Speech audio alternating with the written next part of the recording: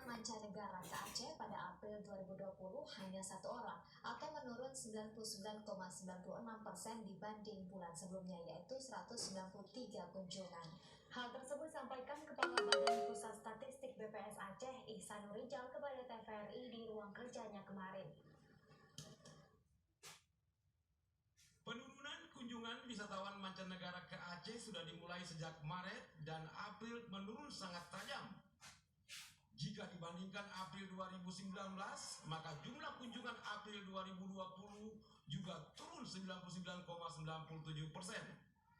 Menurut Ihsanul Rijal, penurunan secara drastis itu karena adanya kebijakan penghentian penerbangan dari dan ke luar negeri akibat pandemi virus corona. Wisatawan yang datang adalah 1 orang WNI yang bekerja atau tinggal di negara lain lebih dari 1 tahun dan kembali ke Indonesia pada April lalu. Namun secara kumulatif, Januari-April 2020, jumlah kunjungan wisatawan ke Aceh mencapai 10.402 orang atau meningkat 5,73% dibandingkan periode yang sama tahun 2019.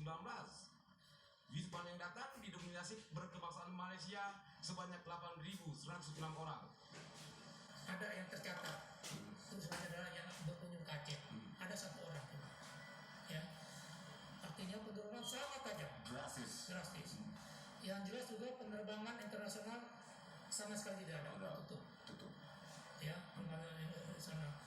Lalu domestik juga begitu. Ya, ininya penerbangannya turun.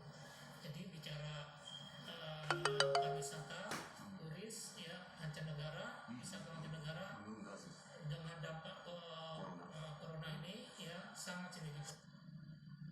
Ketika ditanya tentang new normal bagi kehidupan baru, ia mengatakan memang ada pengaruhnya bagi sektor pariwisata secara bertahap, sehingga diharapkan daerah yang sudah zona hijau tetap pakai masker dan cuci tangan.